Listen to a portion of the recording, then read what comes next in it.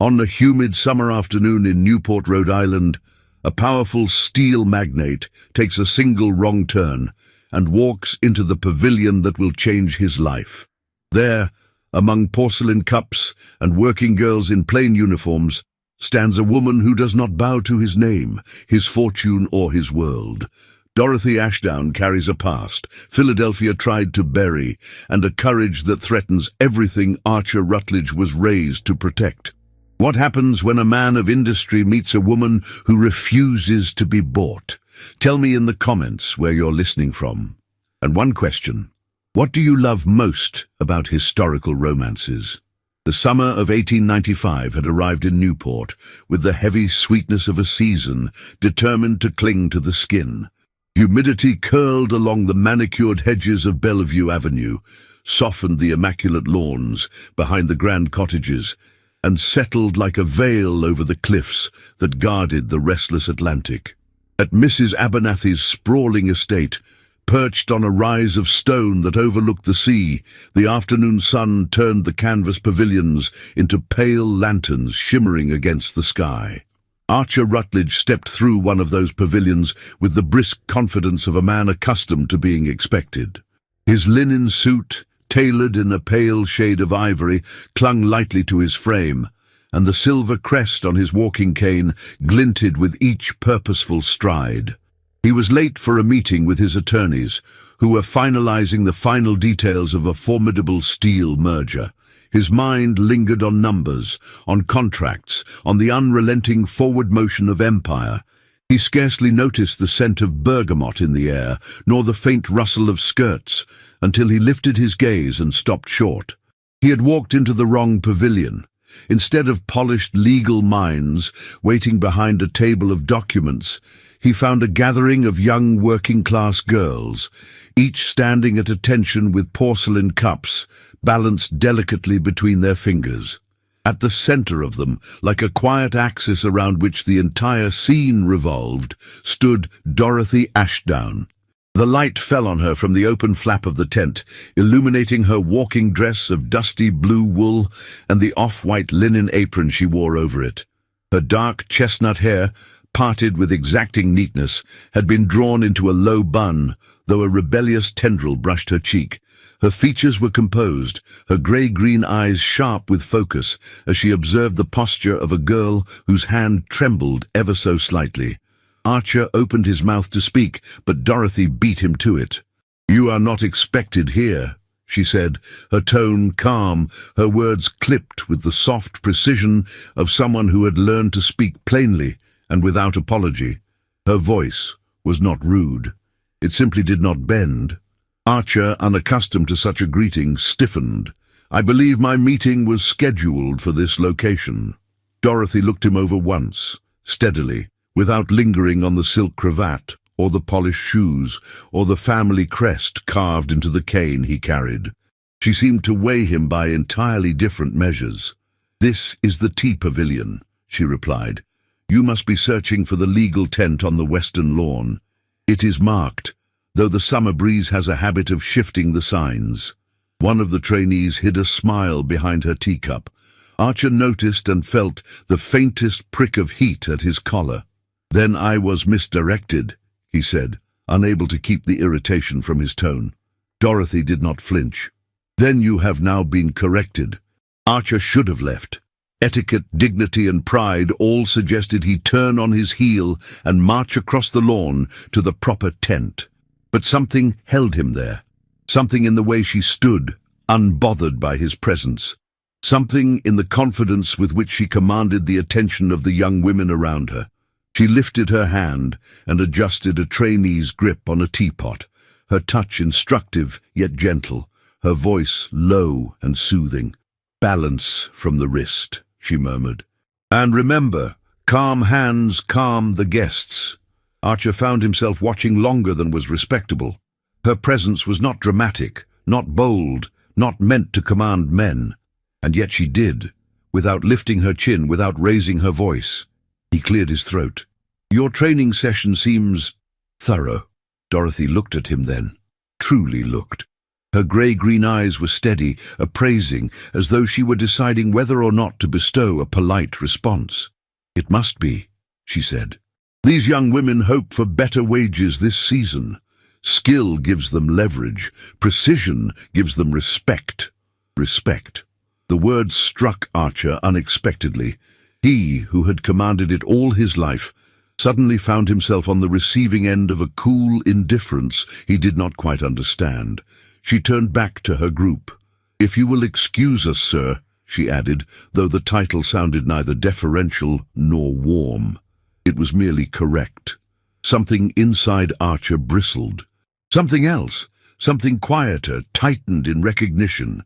He finally inclined his head. "Good afternoon, Miss Dorothy Ashdown." He filed the name away without knowing why.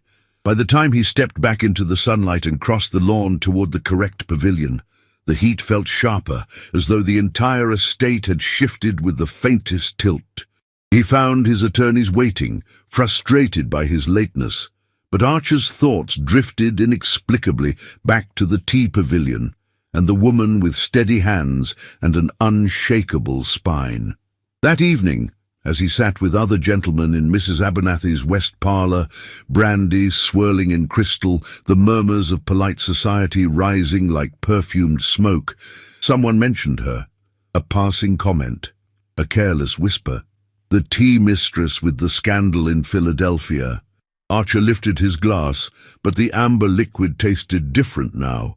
He should have dismissed the remark. He should have let the rumour vanish like so many others.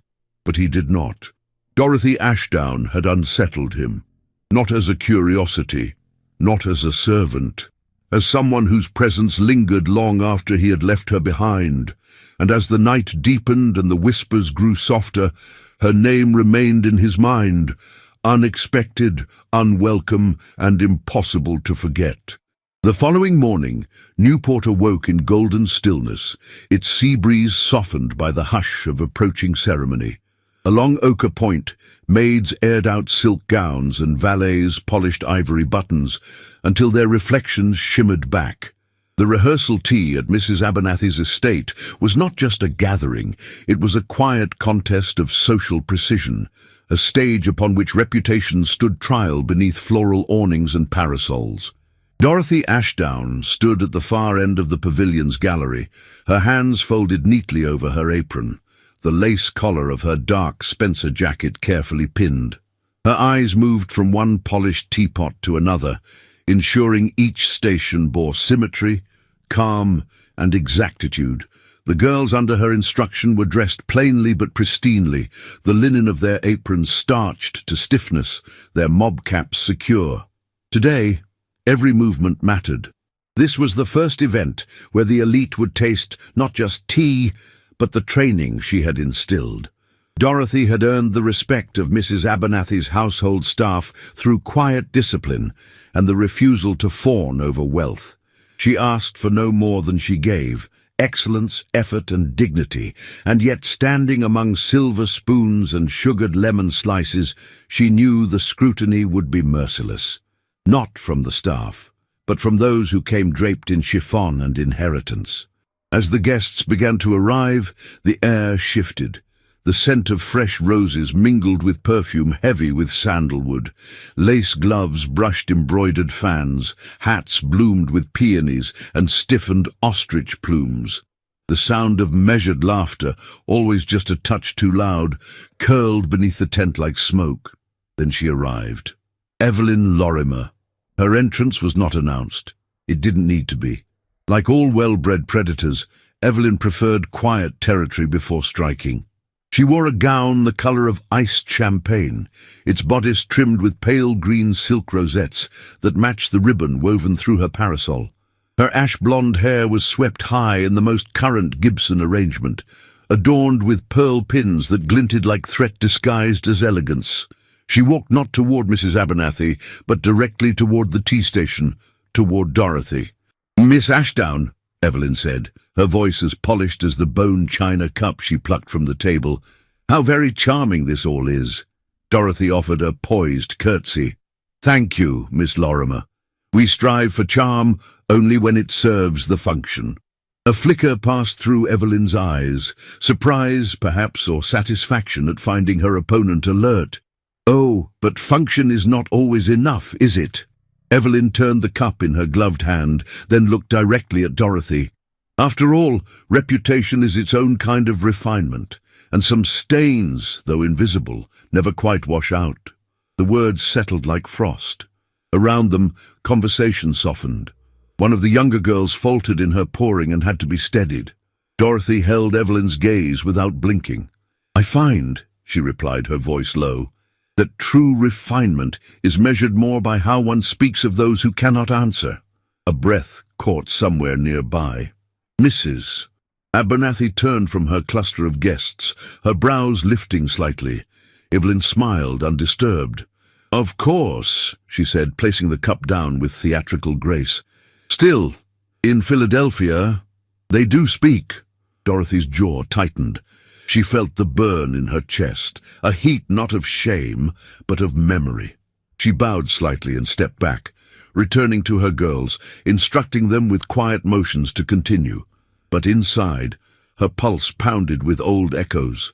That night, after the rehearsal ended and the girls had gone, Dorothy remained behind. The pavilion was silent now, the linens folded, the kettles emptied. A lantern burned on the table near the ledger. She removed her apron, unpinned her collar, and exhaled slowly into the dimness. Philadelphia. The word alone held weight. She had arrived there 3 years prior, with clean gloves and modest recommendations. The Carrington household had been grand, their library larger than her father's chapel back home. She had managed their dining staff with grace, their teas with excellence, and she had kept her voice low until the bruises on a young housemaid's arms told her silence was cowardice. Dorothy had spoken, calmly, clearly. She had documented, testified, and delivered the girl to safety. In return, she had been dismissed without references. The whispers began soon after, impropriety, insolence, overstepping. Not because she had lied, but because she had named the truth aloud in a room full of men who trafficked in shadows. Dorothy sat at the edge of the table and took out a small box wrapped in oilcloth. Inside, carefully preserved, was a single letter, a reference from a cook who had dared defend her.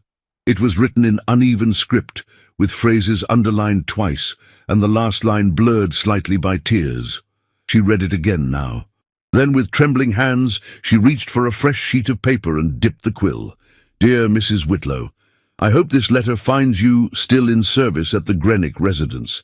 I write with a request I would not make if I had any other path." Her handwriting was steady. Her pride had already been stolen once. She would not allow it to ruin her again. As the ink dried, Dorothy folded the letter and sealed it. She placed it beneath the corner of her ledger, where it would wait until she could send it with the morning post. Outside, the wind from the ocean pressed gently against the canvas walls. The salt in the air reminded her of movement, of tides that returned even after the fiercest storm. She would not let Evelyn Lorimer unravel her with whispers, but she knew now without doubt that this season in Newport would be no mere exercise in tea and etiquette. It would be a battle, fought not with noise, but with silence and glances, with lace and lies. And she, a woman dismissed for defending another, would have to hold her place not just with skill, but with fire disguised as calm. As she extinguished the lantern, her fingers lingered on the match, its head still warm. In her chest, the burn remained. Not shame, conviction. The skies above Newport softened into a dreamy haze by the 3rd week of July. The sea, ever temperamental, lay still like silver cloth beneath the cliffs, as if it too waited for something to break the surface. Morning mists clung to the hedgerows, dissolving slowly under the steady sun, and the estate grounds of Mrs. Abernathy bustled with the quiet rituals of refinement. Servants moved like shadows beneath awnings. Chairs were rearranged. Silver was buffed until it caught the light like ice. Dorothy Ashdown stood at the edge of the tea pavilion with a notebook pressed against her waist. Her gloved hands were ink-stained from revisions, placement charts, flavor pairings, linen rosters, but her eyes were fixed on something else entirely. Two of her trainees stood beside the lemon-glass table, trembling slightly as they tried to synchronize the pour of a fine Assam blend without letting the spouts tremble. "Not from the elbow," she called gently. "Guide it from the shoulder." "Fluid, like breath." One of the girls nodded, her concentration earnest, and tried again. Behind them, hidden partially in the shade of a flowering trellis, stood Archer Rutledge. He had no business there, not formally. His attorneys had no appointments scheduled, and Mrs. Abernathy had not summoned him. But he had wandered from the main house under the pretext of seeking air, and the path that wound around the rose beds had, quite conveniently, deposited him beside the service wing of the garden. There he lingered, watching. He told himself it was curiosity, perhaps even strategy. After all, Miss Ashdown's influence on the staff had become undeniable. Their discipline, their fluidity, their near-silent choreography of movements. It was as if she had summoned poise from the very dust beneath their heels. But as Archer leaned against the wrought-iron frame of the trellis, his eyes did not follow the girls. They followed her. Dorothy moved among them like a tide that knew its rhythm, correcting posture here, adjusting a saucer there, always without spectacle. Her voice was low, her presence constant.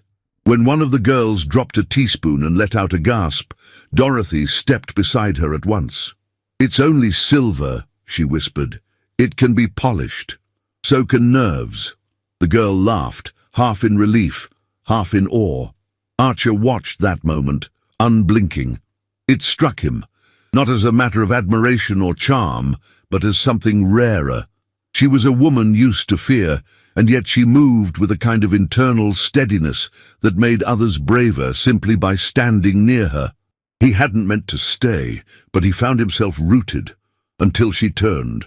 Her gaze found him. She did not smile. She did not blush. She merely acknowledged him with the same measured calm with which she had corrected a crooked sugar spoon. "Mr. Rutledge," she said, her tone level, not unkind. "You found the wrong pavilion again." He straightened, brushing invisible dust from his lapel. "It seems I'm prone to that mistake." Dorothy's lips tilted. Not quite a smile, not quite dismissal. "Then I suggest a map." He should have left then, but he didn't.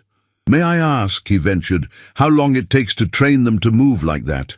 Her chin lifted. "It depends on the girl, and how many times she's been told she is clumsy before someone proves otherwise."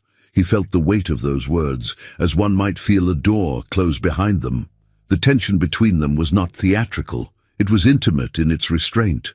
Neither stepped closer. Neither looked away. Dorothy excused herself moments later, her steps silent against the polished wood of the pavilion floor. Archer remained only long enough to watch her disappear behind a curtain before finally turning back toward the estate house, unsure whether the heat in his chest came from the sun or something far more dangerous. That evening, after the guests had retired and the pavilion had emptied, Dorothy stayed behind to reorder the inventory list. The silence soothed her. She was halfway through counting teaspoons when she heard footsteps on the gravel behind the tent. She turned, expecting one of the staff girls who often forgot their kerchiefs. But it wasn't. The man standing before her was in his 50s, lean and weathered, his hands calloused, his boots scuffed from long travel. His name was Will Danner, and he had once worked in her father's foundry in Bethlehem, Pennsylvania.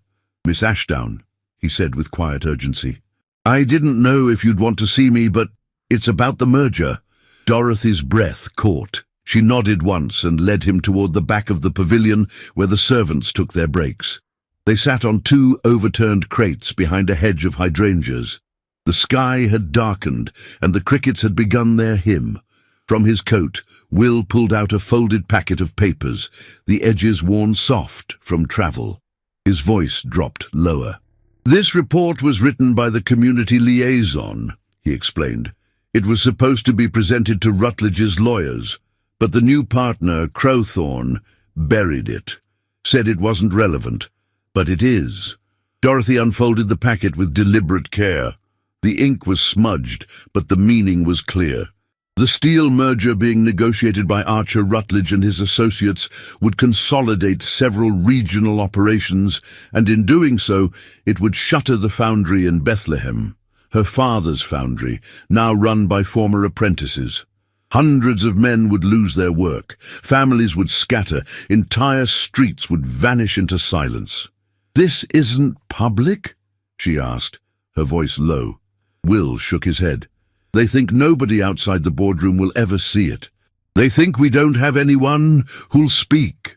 Dorothy looked down at the signatures at the bottom of the last page. The handwriting of men she remembered from her childhood.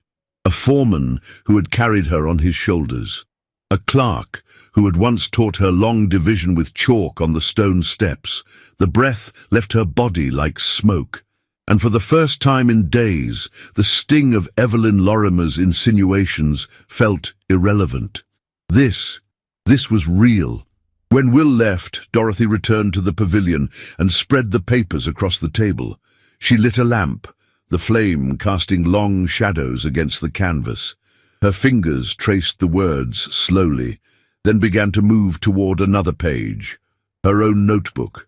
She began writing names, wages, routes, every resource she might call upon. She did not know what Archer Rutledge knew, or what he believed, but she knew what she had to protect. The girls she trained might be judged for their posture, but the men in her hometown were about to be judged disposable, and she would not be silent. Not again. Outside, the wind shifted, the sea stirred, and in Dorothy Ashdown's chest, something ancient and fierce began to rise. The days that followed settled over Newport like a silk veil pulled too tightly across a face, beautiful at first glance, but hiding strain beneath the sheen. By the time the sun rose on the morning that marked 5 days before the Ochre Point event, a hush had fallen over Mrs. Abernathy's estate. Even the birds seemed to chirp more cautiously, as if they sensed the quiet tremor moving beneath the preparations. Dorothy Ashdown arrived at the pavilion early, as she always did, though sleep had eluded her. The salt air brushed against her cheeks, cool and faintly scented with kelp. The wooden floor of the pavilion creaked in greeting as she stepped inside, setting down her ledger and lifting the covers off polished trays. Everything appeared orderly. Everything seemed to function. But tension has a scent of its own, faint yet unmistakable. She sensed it before she saw it. The girls moved about with stiff shoulders, exchanging glances they quickly concealed when her eyes met theirs. Their greetings lacked their usual lightness. Something had happened. Dorothy approached the nearest trainee, a bright-eyed girl named Lila, who had been improving steadily. Lila swallowed hard and clutched her apron. "Miss Ashdown, Ruth is not coming back."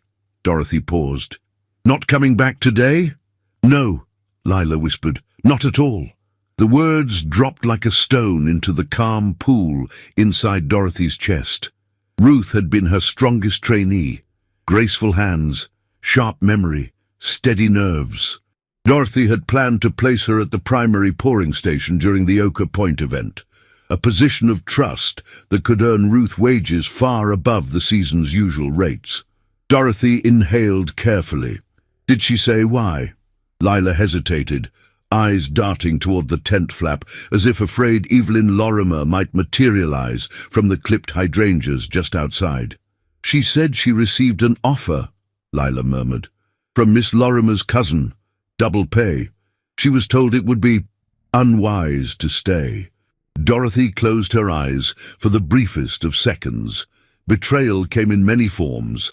Some stabbed, some whispered, some opened their hands with coins glittering in the palm. She could not fault Ruth for choosing security. But the bruise of that choice spread quickly through her ribs. Dorothy thanked Lila calmly, then dismissed the girls to their stations. She stepped outside into the sunlight, lifting her face toward the wind. The cliffs stretched in jagged dignity before her, the ocean churning beneath, as if reminding her that nature survived broken tides without complaint. Evelyn had made her move. Dorothy would not yield. She returned inside with renewed determination. Her voice gathered strength, not loud but anchored, as she addressed the girls. "Shift assignments will change," she announced. "You will all learn each station today. Pouring, plating, balancing, greeting. No one will be confined to a single task." Several girls exchanged anxious glances. "But the visitors," one began. "Will see consistency," Dorothy interrupted, her tone firm yet steady. "Because you will be consistent. Because you will adapt. That is your strength." A hush fell. A few backs straightened, a few chins lifted, and something in the air changed just enough. The training began anew. Dorothy moved between them, adjusting wrists, repositioning shoulders, correcting posture with a gentle tap. She demonstrated paw angles, the ideal height of a teapot above a saucer, the precise curve of a bow when greeting guests. The girls learned. They wavered. They learned again. Dorothy's confidence fed theirs, even as her own heart throbbed with the knowledge that forces beyond the pavilion had begun to tighten their net. As the morning advanced, Mrs. Abernathy swept into the pavilion with the presence of a ship slicing through water. Her dark brocade gown rustled with each step, the lace fichu at her throat quivering with restrained emotion. "Dorothy, my dear," she began, her tone pleasant but taut. "A word." Dorothy followed her to the garden path outside. The roses were in full bloom, white petals glowing beneath the sunlight, though the air between them remained thick. "I have heard of Ruth's departure," Mrs. Abernathy said. "Most inconvenient." Dorothy kept her hands clasped. "I will adjust the assignments." "Yes, well," Mrs. Abernathy fluttered a hand. "That is as it must be. However, I must advise caution." "Caution?" Mrs. Abernathy's eyes narrowed slightly. "The Lorimers are an influential family, and Miss Evelyn, while not my favorite creature, has connections that extend beyond this estate." Dorothy remained silent. "I urge you," Mrs. Abernathy continued, her voice lowering, "not to provoke her, not with defiance, not with displays." Dorothy met her gaze squarely. "I did not provoke her." Mrs. Abernathy let out a sigh that carried both sympathy and self-preservation. "Intent is irrelevant. Perception rules this world, and the last thing the family needs is scandal. My guests must not see disorder among the staff. I trust you understand." Dorothy did. Far too well. The message beneath the surface was unmistakable. Behave, endure, do not embarrass us. Dorothy inclined her head, though her throat tightened at the quiet betrayal. "Yes, Mrs. Abernathy." When she returned to the pavilion, the girls read her expression instantly. They straightened their backs, as if preparing themselves for a storm that had not yet arrived. Dorothy continued the day's training with a renewed intensity, not frantic, not rushed, but resolute. She guided them through difficult maneuvers, corrected their missteps with calm hands, and praised their improvements with a gentleness that steadied trembling spirits. By late afternoon, the pavilion hummed with collective purpose. If they feared failure, they would overcome it through unity. Dorothy found comfort in that, but comfort was fleeting. As she rolled up the linen at the last station, she noticed a shadow preceding heavy footsteps near the tent's entrance. Archer Rutledge appeared beneath the frame of the pavilion, dressed in a charcoal vest with sleeves rolled to the forearms, a rare sight on a man who usually wore immaculate formality. He held a folder under one arm, its edges marked by creases. Dorothy felt her breath hitch, but she hid it expertly. "Miss Ashdown," he said with a nod. "Mr. Rutledge."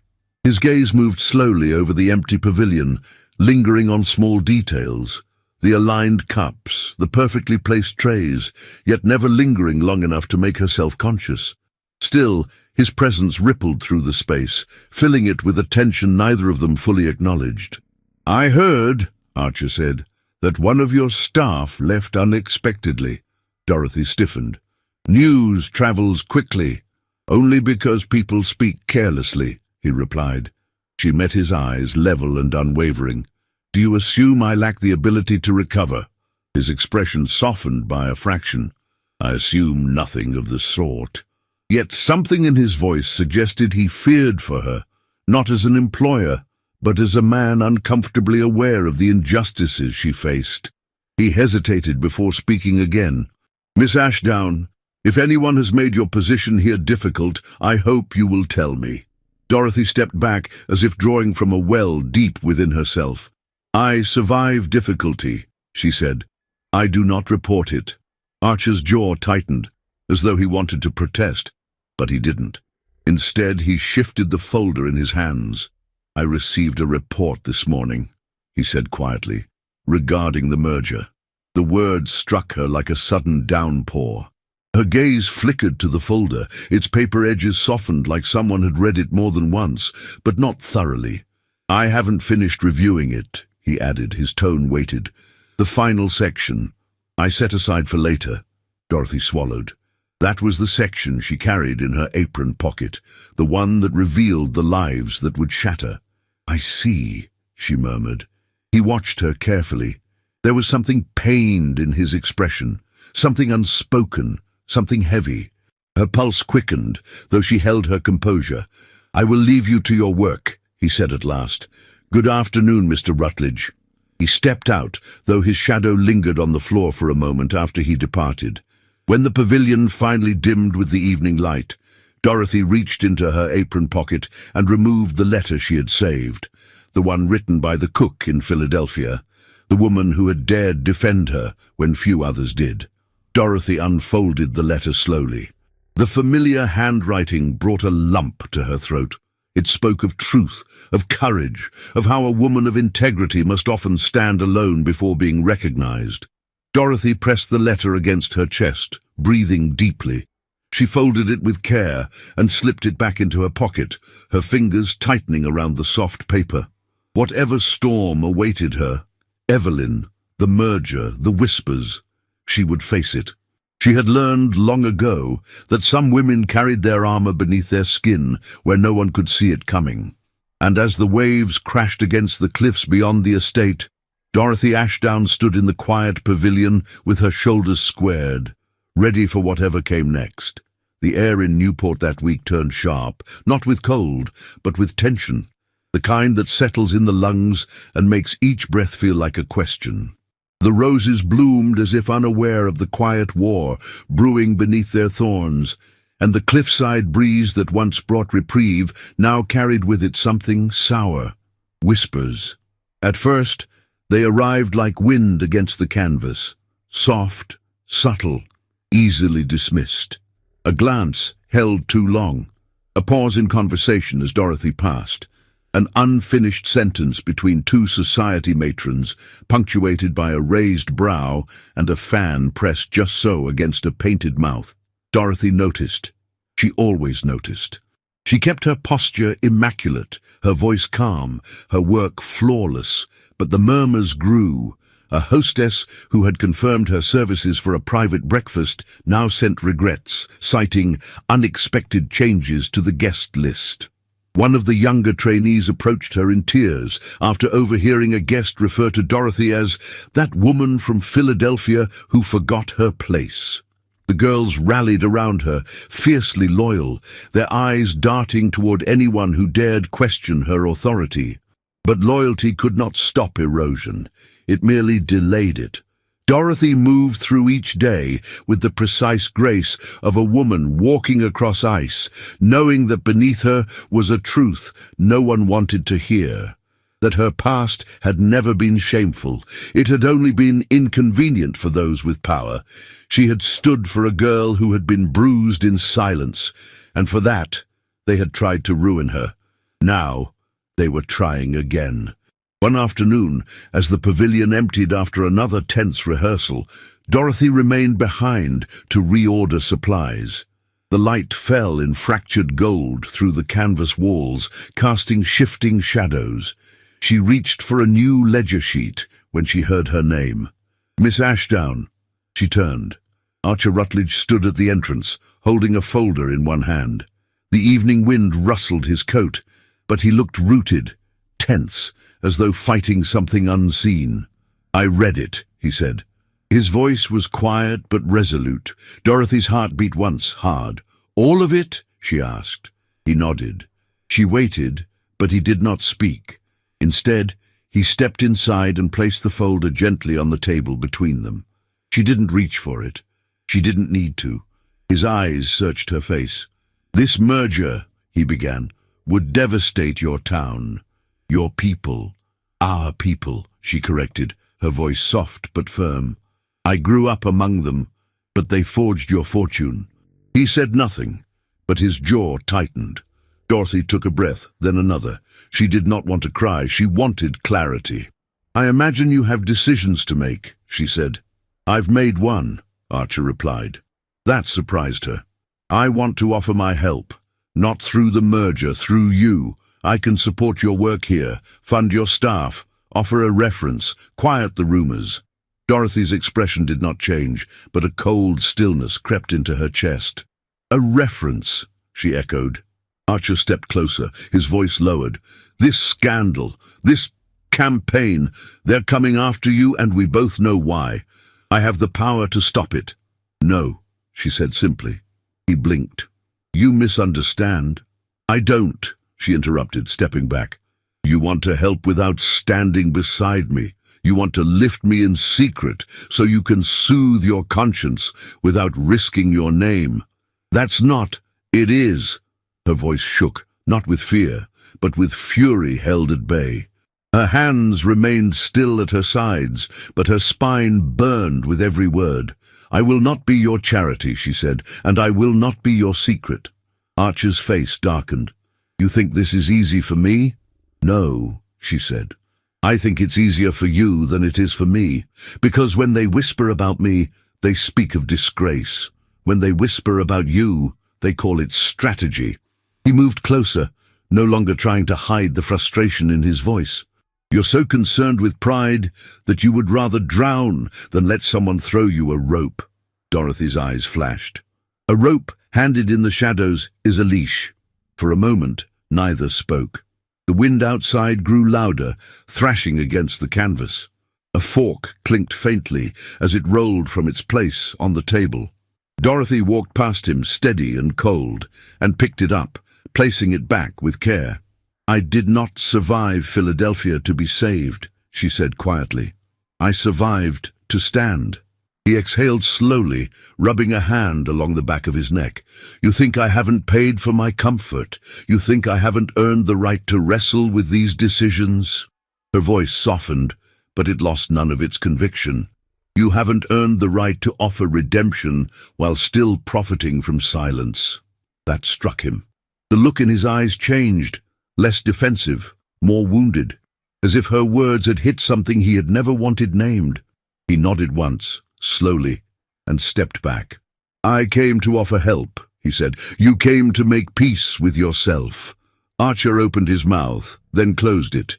He gathered the folder he had brought, turned on his heel, and walked out of the pavilion. Dorothy watched the canvas flap settle behind him. Her breath escaped her like a thread pulled from a seam. She moved to the table and sat down heavily, her hands trembling only slightly. The summer heat pressed in around her, and outside, the sounds of the sea grew louder. She had told him the truth, but truth was never tidy. It did not bring comfort. It brought distance. And now she felt the echo of it settle between them like a door locked from both sides. Still, she did not regret it. She opened the ledger, dipped her pen, and wrote 3 new names into the shift list for the Ochre Point event. She would train replacements. She would quiet the murmurs with precision. She would survive this season, not by hiding, but by standing taller than the scandal that tried to bend her. And if the world insisted on calling her difficult, ungrateful, unruly, then so be it. She would wear those words as armor, and Archer Rutledge, for all his wealth and want, would have to decide what kind of man he wished to be, one who watched her from a distance, or one who stood beside her when it mattered most. But for now, Dorothy Ashdown stood alone, and she stood with dignity. The morning dawned bright and brittle, the sky over Ochre Point a deceptive wash of pale blue and gold. It was the kind of light that dared one to trust it, though the wind told another story.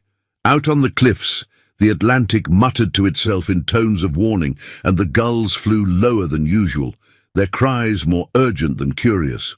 Newport, in its lace and linen, dressed for spectacle, but nature, ever untamed, had no interest in civility. The great garden party was to be Mrs. Abernathy's crowning event of the summer. Invitations had been etched on parchment and delivered by hand. A quartet had been hired from New York. The guest list included congressmen, heirs, ambassadors, and the whispering shadows of at least 3 European titles. Every shrub on the estate had been trimmed to geometric perfection. The fountain in the rose garden had been scrubbed and polished until it mirrored the sky. But by mid-morning, clouds began to gather. Dorothy Ashdown stood on the eastern lawn, her eyes fixed not on the decorations or the arrangements, but on the sky, watching as the blue turned to pewter in thin, creeping layers. Behind her, the pavilion was a hive of movement. The girls moved swiftly, quietly, dressed in their freshly pressed uniforms, their hair neatly pinned, their faces a blend of nerves and resolve. For them, this event was not leisure. It was a trial. Dorothy's fingers tightened around the edge of the tray she carried. She had not slept well. Her thoughts had been haunted by the conversation with Archer, by the weight of standing alone in a world that preferred its women obedient and unseen. She had not seen him since their argument. She hadn't expected to. He would be among the guests today, undoubtedly, flanked by his allies, perhaps even Evelyn, but she had made peace with the silence between them. Her work was her voice now. A clap of thunder, distant but distinct, drew the attention of everyone on the lawn. Eyes lifted, murmurs spread. Several guests, already arriving in carriages, hesitated beneath their parasols. Dorothy turned to Lila, her most dependable trainee. "Move the tea service," she said. "Now!" "To where?" Lila asked. "The covered gallery behind the west wing, stone floor, open arches. It will echo, but the wind can't touch us there." Lila blinked. "We'll have to rearrange everything," Dorothy said. "Yes, we will, and we'll do it in under 30 minutes. The girls moved. Dorothy directed them with the calm of a general. Tables lifted by 4, not dragged. Linens refolded mid-stride, chairs carried 2 at a time. Platters, teapots, china, all moved with the grace of a performance rehearsed, though never under these conditions. The gallery was long and narrow, flanked by stone columns and a low stone wall that overlooked the orchard. Vines climbed the corners. The scent of thyme and distant salt clung to the air. It was not where the elite expected to sip tea, but it would have to do. Within moments, the transformation began. Teas were placed, menus rewritten in clean ink, linens laid with swift precision. Candles were lit to warm the shadowed corners as thunder rumbled closer. And then came the final touch. Dorothy, hands trembling but steady, placed a small folded card at each setting. Each bore the name of a tea blend, but beneath the name a line, blended in honor of followed by a name. Not of nobility, not of donors, of laborers. A black tea named for Joseph Talbot, the stonemason who laid the estate's foundation. A chamomile for Grace Henley, seamstress to Mrs. Abernathy's great-grandmother. A lavender blend honoring Elijah Boone, gardener, widower, and former slave. The girls placed the cards without question. They trusted Dorothy. And when the first guests entered, the gallery glowing with lamplight, the low sound of the quartet echoing faintly in the distance, there was a hush that fell, not out of discomfort, but of recognition. For once, something had been made not merely to impress, but to mean.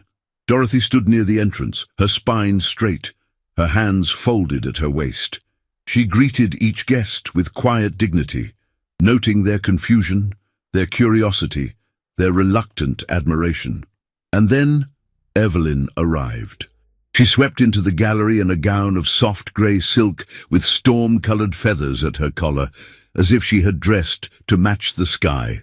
Her smile was slow and deliberate, her eyes as sharp as the pins in her hat. She did not look at Dorothy until the very moment the footman announced her name. Then she turned. "Well," she said, her voice light as whipped cream, "the storm must have followed you."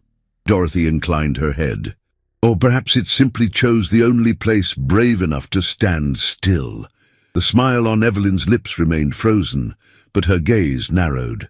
"An unusual theme," she murmured, lifting one of the cards. "In honor of a gardener. What a charming peasant tableau." "It's a reminder," Dorothy replied, "of who holds the ground beneath your feet."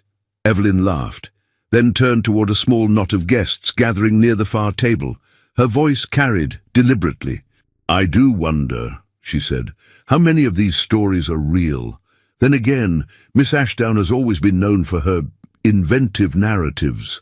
Dorothy heard the words as if they had been struck against glass. Several heads turned. A ripple of attention shifted in her direction. For a breath, a heartbeat, silence pressed against her skin like damp velvet. Dorothy stepped forward. "Some of you may have heard," she said clearly, her voice even, "that I was dismissed from a household in Philadelphia." A few fans stilled mid-motion. "It is true," she continued. "I was dismissed after speaking on behalf of a young maid who had been mistreated. I was told that my concern over her bruises was not my place. When I insisted it was every woman's place, I was given 1 hour to leave." More silence. More watching. Dorothy looked at no one in particular, yet she felt their eyes. "I have made mistakes," she said, "but silence in the face of cruelty is not one of them." Then she stepped back, folded her hands, and waited. No one moved. No one spoke. The music faltered, then resumed. It was Evelyn who turned first, with a tight laugh and a flick of her fan. But the damage had been done, to her. Guests began to read the cards more closely. They sipped more slowly. Dorothy stood beneath the arches as the rain finally broke above them, pounding against the stone roof like applause. The scent of storm and bergamot mingled in the air, and somewhere deep in the gallery, a guest raised a cup and murmured, "To the gardener." Archer Rutledge arrived late. He entered silently, his coat damp from the rain, his eyes scanning until they found her. He said nothing. She did not move. But across the gallery, their eyes met, just once. And in that single, unspoken moment, something shifted, not resolved, not forgiven, but seen. And in a world that had tried to silence her, Dorothy Ashdown had never wanted anything more than to be seen, and to remain standing. The storm broke over Ochre Point with an authority no invitation could silence. Rain fell in thick sheets across the cliffs, lashing against the stone arches of the gallery and drenching the manicured lawns beyond. The wind, once playful, had turned purposeful, tugging at parasols and shaking the heavy vines that clung to the terrace columns. Thunder rolled across the coast in long, groaning waves, echoing through the open arches like the low growl of something ancient and awakening. Inside the gallery, lamplight flickered. The scent of bergamot, lavender and candle wax mingled with the damp air, and the guests, dressed in silks and cashmere, their gloves still drying from the first wave of rain, sat in a hush that teetered between discomfort and revelation. The tables still bore their blends, each card a quiet act of defiance, each cup a tribute to hands the world rarely noticed. Dorothy Ashdown stood behind the central service table, her spine straight despite the ache settling in her shoulders. Her uniform, once pristine, bore faint signs of effort, a smear of soot from a dropped lamp, a wet patch at her hem from moving crates through the rain. But her face was composed, almost serene. Her girls moved around her with a practiced grace that belied their youth. Their fear had become focus. The storm, it seemed, had not scattered the guests as expected. It had sealed them in. And that, in itself, was its own kind of reckoning. Voices were low, hesitant. Porcelain clinked gently. No one dared raise a voice. Not after Dorothy's measured confession, not after Evelyn's thinly veiled assault had been returned with truth spoken in full light. The music had stopped. And then, quietly but clearly, his name, was announced. Mr. Archer Rutledge. Heads turned. A few gasps were audible. Dorothy did not move, though her pulse leapt in her throat like a startled bird. He stepped into the gallery with his hat in one hand and rein clinging to the shoulders of his dark coat. His hair, usually so carefully combed, bore the damp disarray of a man who had not waited for shelter. His eyes searched the room with precision until they found her, and only then did he begin to speak. "Ladies and gentlemen," he began, his voice firm but not loud, "I won't interrupt your gathering for long." The room stilled. Dorothy held her breath. He reached into the inner pocket of his coat and removed a folded document, softened at the edges. "I came today to fulfill a promise," he said, opening the paper slowly, "but I find that what I intended to say has changed." Evelyn, seated near the center, stiffened visibly. Her fingers clutched her fan as if it were a blade. Archer glanced at the paper, then let it rest on the table nearest him. "The merger I've been preparing these past months will not go forward." A collective inhale surged through the crowd, like a wave hitting stone. "I have reviewed every figure," he continued. "Every footnote, every consequence, the towns that would close, the lives that would be uprooted, and I have made my choice." He paused, not for effect, but because the weight of his next words needed space. "I will not build an empire on ash." Evelyn stood. The scrape of her chair rang like a shot. "You would humiliate me here," she said, her voice sharp, high, edged with disbelief. Archer turned to face her, calm but resolute. "I will not marry for preservation," he said, "or for silence." Her face, so carefully composed in powder and rouge, cracked beneath the shock. She looked at him, then at Dorothy, whose expression had not changed, whose eyes simply waited. "This," Evelyn hissed, "will not be forgotten." "No," Archer replied. "I hope it won't." And with that, Evelyn Lorimer turned, her skirts snapping like thunder, and walked into the rain. Her departure was not silent, but no one followed. The storm outside howled. A few guests rose, uncertain whether to remain or retreat. But most stayed, their teacups still warm in their hands, their eyes fixed on the woman at the center of it all, Dorothy, who had said nothing through it all, who now turned calmly back to her team. She gave a nod. Service resumed. It was then, as one of the girls attempted to cross the room with a heavy silver tray, that the final test came. The tray slipped. It struck the floor with a crash of breaking china and spilled tea, the sound like glass shattering across the cliffs. A gasp rose. The girl froze, paralyzed with fear, her hands shaking. Dorothy was the first to move. She crossed the floor in 3 steps, knelt beside the mess, and placed one hand gently on the girl's shoulder. "It's only porcelain," she said softly. "We are not made of it." One by one, the other girls joined her. On their knees, in fine shoes and damp skirts, they began gathering the shards, blotting the tea, restoring order without frenzy. Then, something extraordinary happened. Archer stepped forward. He did not speak. He knelt beside Dorothy, took a cloth from the table and began to clean, in silence, in humility, in unity. No gesture could have spoken louder. The gallery watched. Not all understood, not all approved, but none looked away. When the tray was cleared and the pieces gathered and the service resumed, something unspoken had settled in the air, a shift that could not be undone. Dorothy rose slowly. Her eyes met Archer's.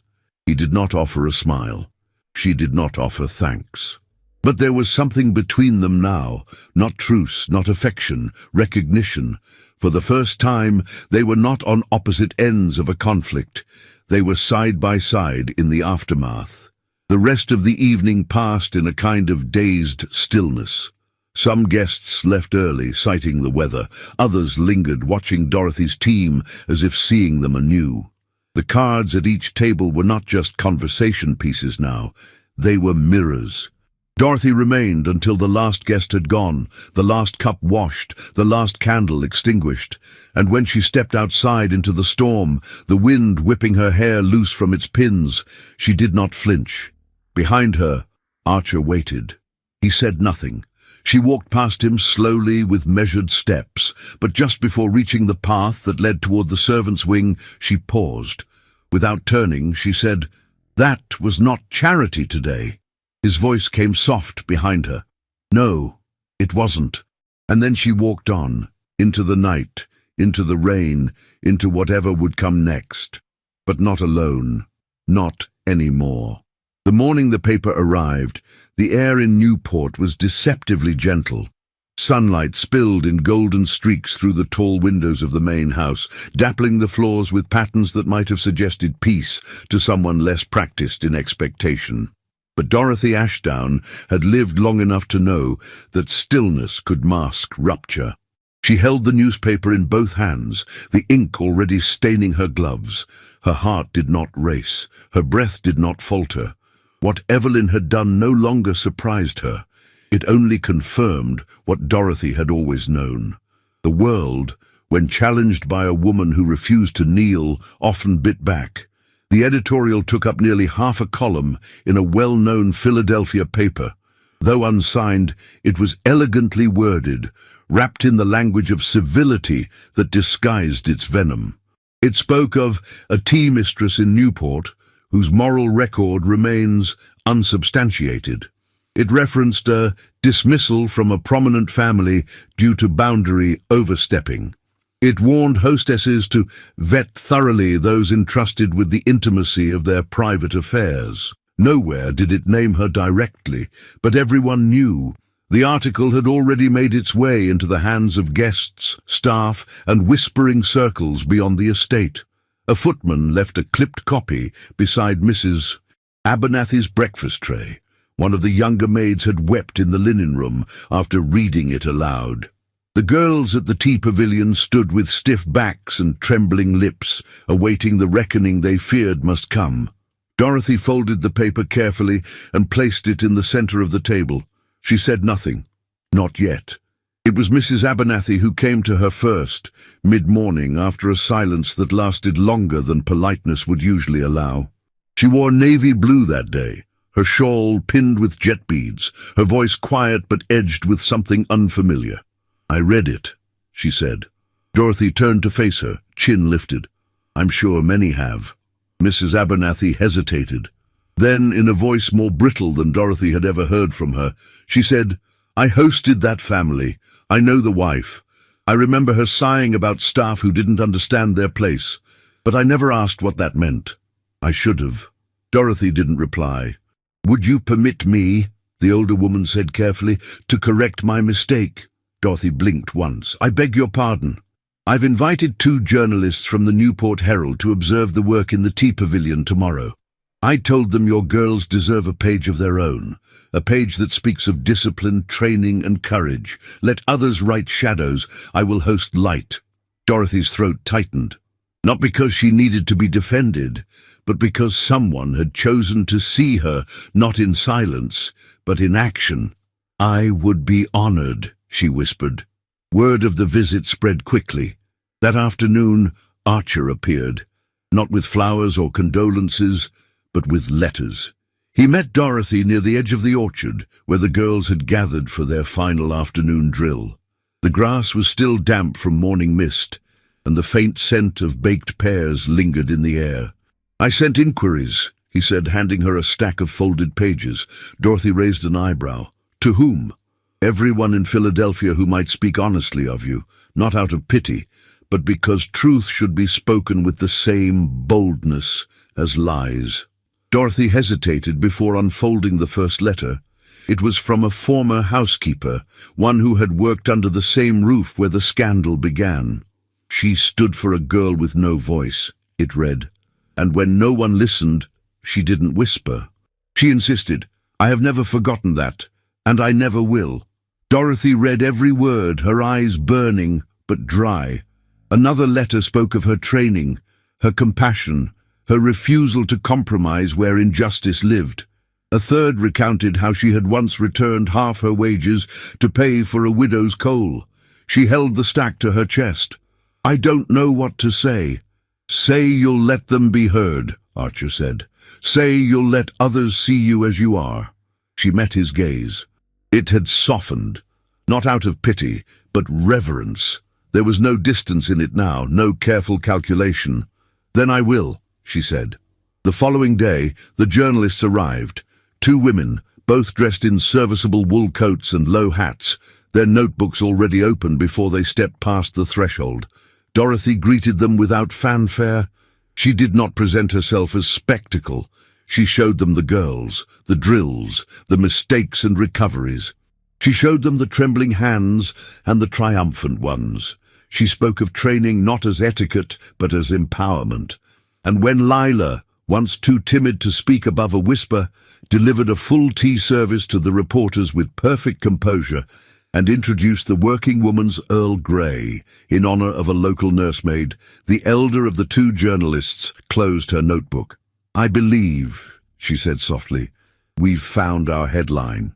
That evening, Dorothy returned to the pavilion alone. The wind had calmed, the lamps burned low. The silence, for once, did not feel like exile.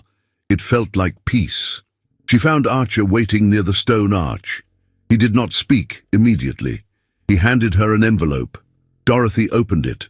The letter was from a man named Jacob Flint, a laborer from the foundry in Bethlehem. It had been delivered to Archer after his visit, after he had walked the cracked streets of the industrial town and seen with his own eyes what had been left behind. The letter was simple. "I heard you listened. I heard you changed course. That's enough for me to hope again. Not for me, for my boy. Thank you." Dorothy folded the letter with reverent care. "I wasn't sure you'd go," she said. "I wasn't sure I could face it," Archer replied, "but I couldn't forget your words." She looked at him for a long moment. Then she stepped forward. "Boston has offered me a position," she said, "to manage a tea room in Beacon Hill. Clean reputation, double the salary." His face betrayed nothing. "Are you taking it?" "No." She turned toward the orchard. "I'd rather stay and fight in the open," she said, "where my girls can see me do it." Archer's voice was low, careful. "Then allow me to stand with you, not behind, not ahead, beside." Dorothy did not answer right away. She looked toward the cliffside where the sea darkened and the horizon blurred, where wind and water never bowed to rumor. Then she turned to him, eyes clear. "Yes," she said, "but only if you kneel when I do." He smiled. Not the smile of a man who had won, but of a man who had finally understood. And in that small corner of Newport, beneath the twilight sky, something long held in tension softened, not into resolution, but into trust. And that, at last, was the beginning of something they could both build. The pavilion stood silent beneath the late September sky, its white columns dappled with golden light as the sun slipped through thinning leaves. Autumn had arrived in Newport with its familiar hush, less grand than summer, more honest. There were no orchestras rehearsing, no champagne being poured behind silk-draped trellises. Instead, there were hammers, polish, and the scent of beeswax.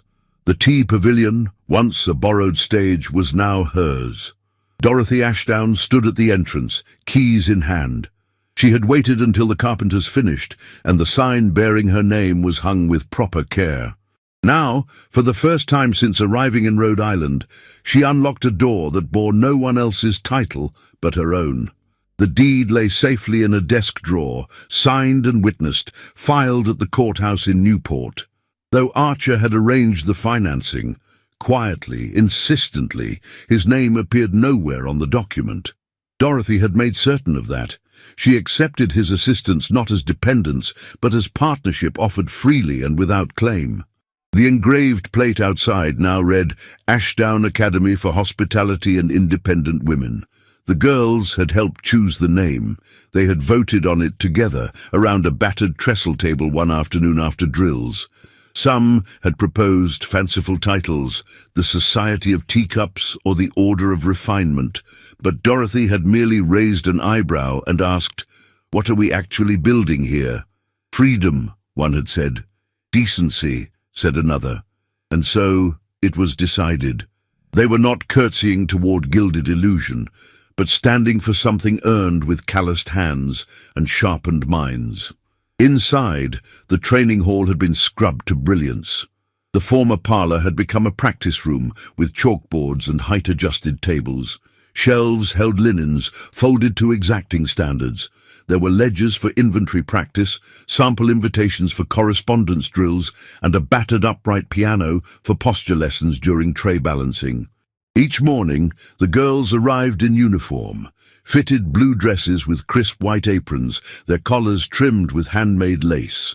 A small silver pin, shaped like a kettle, was worn over the heart. Dorothy wore no pin. She didn't need one. She moved among them like a conductor, observing, correcting, encouraging with a nod or a touch. No one called her Miss Ashdown. They simply called her Director, and the word carried no stiffness, only respect. Archer came by on Thursdays, always Thursdays. He never disrupted the drills. He stood at the edge of the gallery, arms crossed lightly, leaning against the stone railing. Sometimes he brought pastries. Once he brought a new chalkboard after noticing the old one squeaked. He never lingered past his welcome. On one visit, he handed her a long, narrow box wrapped in navy ribbon. Dorothy hesitated before accepting it.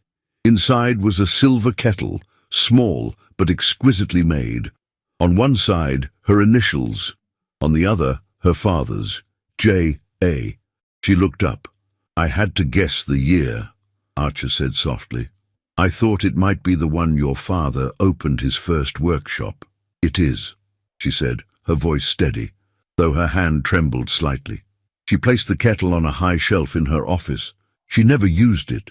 It wasn't meant for tea. It was a legacy in metal and memory, but not everyone welcomed the Academy's success. 3 weeks after the opening, Dorothy received a note, unsigned but unmistakably authored by Mrs. Valia Kirkbridge, one of Newport's most vocal hostesses. It read, "This season's conservatory tea will remain a private affair. Thank you for understanding the delicacies of discretion." The implication was clear. Dorothy's reputation, though no longer scandalous, was still too unconventional for Thalia's liking. Her students might serve at others' tables, but Dorothy herself was not welcome at them. She placed the note in the same drawer where the deed rested. She did not respond. Mrs. Abernathy, however, responded for her. The following Sunday, at the end of a reading circle hosted at the gallery, she stood, cleared her throat, and addressed the dozen women gathered beneath the late blooms of the rose arbor. "I've heard," she said, "that some among us believe it improper to invite innovation into our homes." Several teacups paused mid-air. "I should like to clarify that I consider Dorothy Ashdown's work to be the only service worth copying this season, and I would very much like her girls to cater my daughter-in-law's luncheon." Not a whisper followed her statement, only the sound of one teaspoon gently settling into its saucer. Dorothy heard about it 2 hours later, from a trainee who had been pouring for the event. She said nothing, but that evening she sent a bouquet of violets and Dusty Miller to Mrs. Abernathy's room with a note that read only, "For clarity, not apology." The days grew shorter. Leaves turned. Girls laughed louder in the halls. One was offered a position managing a dining room on Bellevue Avenue. Another was proposed to by a dock worker's son with ink-stained hands and a velvet ring box. A third was training to take over linen operations entirely. Dorothy watched them all without envy, only pride. One afternoon, as the wind turned brisk and the sea grew restless, she stood once again at the pavilion's edge. Archer arrived as he always did, but this time he did not stay outside. He walked beside her silently, matching her pace. They stood together, watching the gulls wheel against the grey horizon. "I keep thinking," he said at last, "how many decisions in my life were made with ink and pressure. Sign here, promise this, bind that." Dorothy didn't answer. "I've never been more certain of something," he added, "than I was when I placed your name alone on that deed." She looked at him then. "Because you trusted me?" No, he said quietly, because I finally understood the difference between possession and presence. She turned back to the sea. I don't need you here, she said. I know, but I'm glad you come. He nodded once, and they stood in silence as the tide rolled in, not with thunder but with rhythm, predictable, steady, earned. It was not the end of something, but the settling of foundation, strong, unadorned, built not with vows or spectacle, but with choice. And that, to Dorothy, was worth more than any silver ever forged. The gallery had never looked more alive. A year had passed since Dorothy Ashdown stood at its threshold, uncertain of her future, her hands trembling beneath the weight of public scrutiny. Now, beneath the same carved eaves and over the same stone floor that once felt like a stage for her ruin, laughter floated like music. Napkins fluttered in the summer breeze, cream-colored and edged in the same lace the girls had stitched by hand. The scent of bergamot and lemon verbena wafted gently through the air. Porcelain cups clinked like glass bells in the hands of women who had once feared to raise their voices, let alone their gaze. It was the first annual Ashdown summer tea. There were no banners, no orchestras, no garlands hung for effect. Only tables covered in linen, trays arranged with quiet care, and faces, dozens of them, watching not for scandal but for ceremony. They had come not to observe a curiosity but to witness a triumph, quiet and earned. Dorothy wore a pale blue dress that matched the sky above. Her apron was embroidered with the Academy's crest, a silver kettle within a laurel wreath, and her hair was pinned with delicate care at the nape of her neck. She moved from table to table, greeting each guest with the same composure she had cultivated through years of discipline. She asked after their families. She remembered the names of their cooks. She inquired about charities, illnesses, husbands and daughters, with grace so seamless that no one noticed the way her hand curled slightly around the silver tray she carried, holding onto the moment as if it might vanish. Around her moved the girls, now young women, who had once come to her wide-eyed and bruised by life. They poured, balanced, wiped and smiled with the polish of Parisian hostesses and the confidence of something better. Women who knew their worth. Maribel, once too afraid to speak above a whisper, now led instruction at the Academy. Clara had moved to Providence and opened a kitchen that supplied two of the city's finest cafes. She had returned today in a crimson day gown and matching gloves, beaming with a pride she no longer apologized for. And Ruth, sweet, stubborn Ruth, had married a merchant who had once refused her employment. Now, she funded scholarships for girls who could not yet dream beyond dishwater and duty. Dorothy watched them all, with a heart full not of ownership, but reverence. By late afternoon, the sun had lowered to a buttery angle, casting long shadows across the gallery. It was then, as she placed her final teacup onto the arm of a quiet guest in mourning, that she saw him.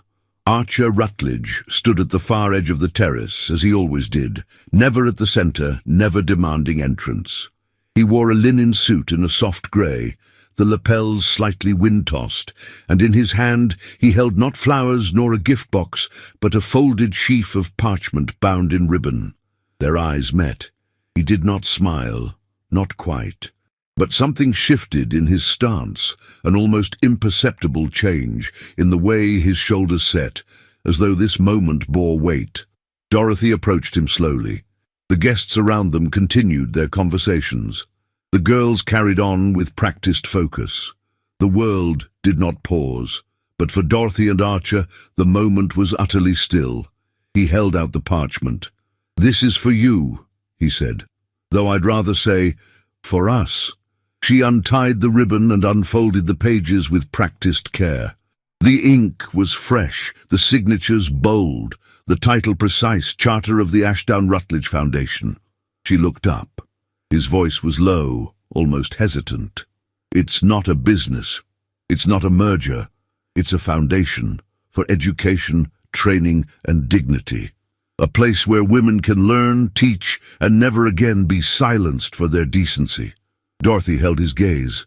No patronage? Only partnership, he said. No ownership? He shook his head. Only purpose. A silence passed between them that felt like the last breath before a decision that could not be unmade. Then what do you ask of me? She asked. He drew a breath, not to gather courage, but to steady it. I ask you to build it with me, to live alongside me, not beneath or behind, to shape something that will outlast both our names. I don't ask for your hand, he said softly. I ask for your will. Dorothy looked down at the paper, her name already written at the top in the hand of the notary. She had not signed it yet. That power remained hers. When she looked up, her eyes did not glisten, they burned. You should know, she said. I will never be easy. I do not bend to fashion, and I will not bow to comfort. I didn't come for easy, he replied. I came for truth. Then, without performance or declaration, she nodded. Yes, she said. He didn't reach for her hand. Instead, he offered her a teacup from a passing tray. They turned together toward the guests. Without a bell or signal, the clinking quieted. All eyes turned toward the gallery's edge. Dorothy lifted her cup. To those who were told they were too much, she said, and to those who were told they were not enough, to the ones who were asked to serve in silence, to the ones who said no, she paused, her voice steady, to the women who taught me that worth is not inherited, and that dignity does not require permission. Archer raised his cup beside hers. And to those who dare build something new, he said. The guests rose. The applause that followed was not thunderous. It was reverent, soft, sure, not for spectacle, but for survival, for integrity, for a love steeped not in wealth, but in worth.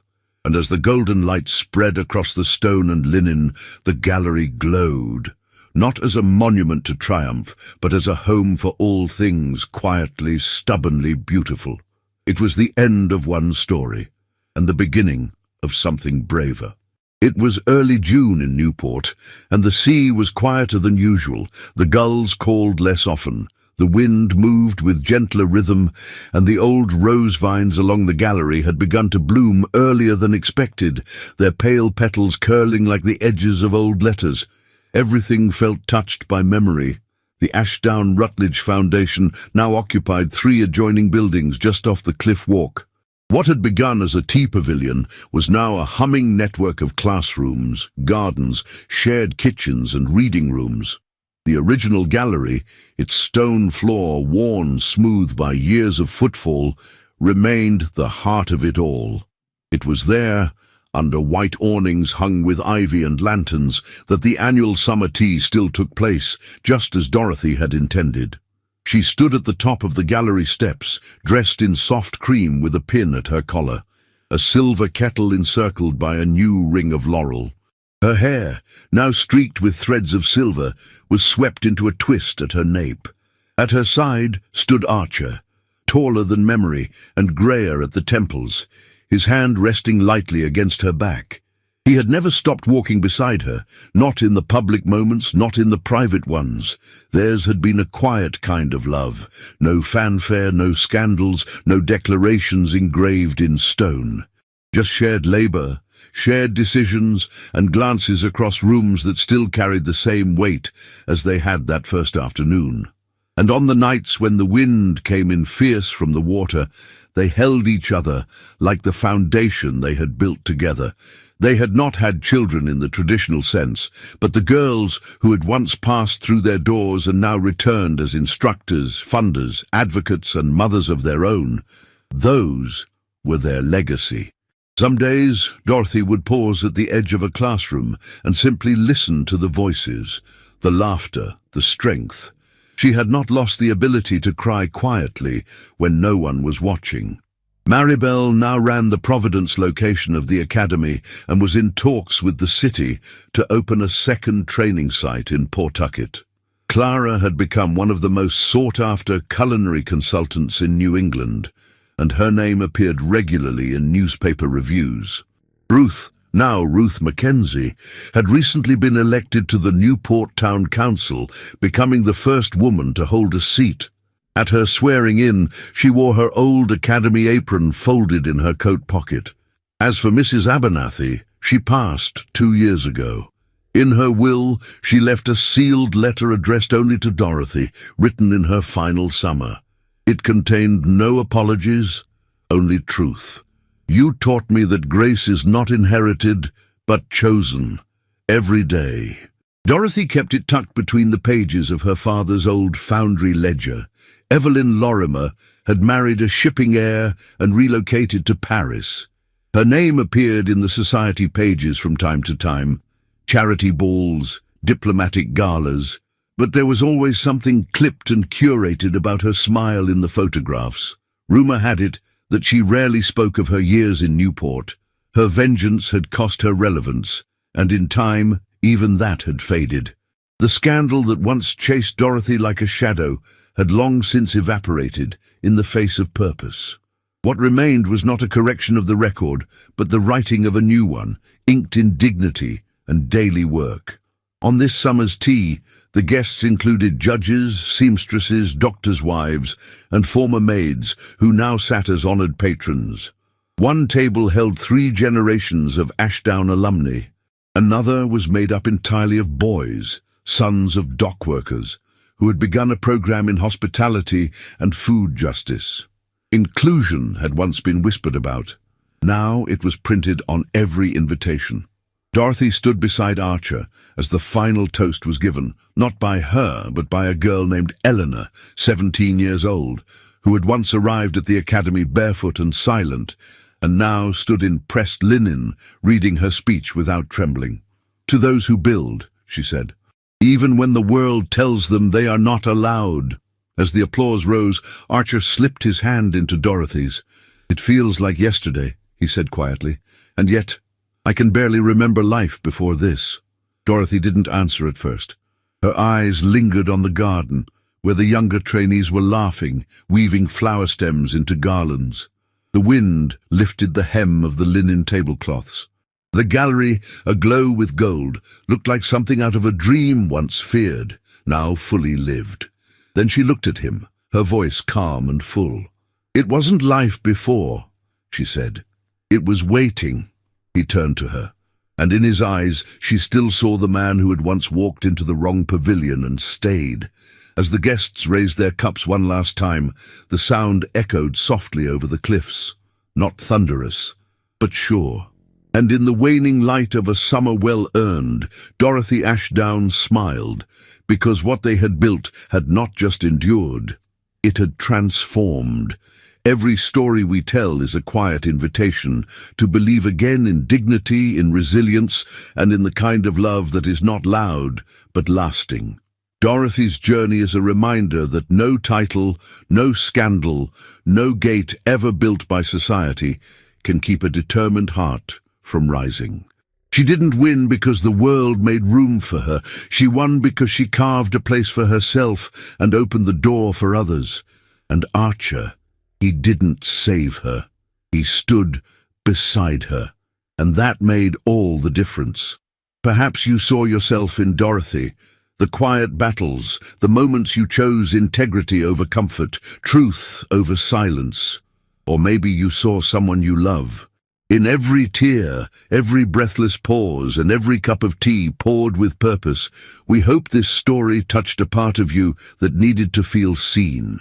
If you made it all the way to the end, type worth in the comments. That one word says so much, doesn't it? Because that's what Dorothy fought for. Not wealth, not reputation, but worth.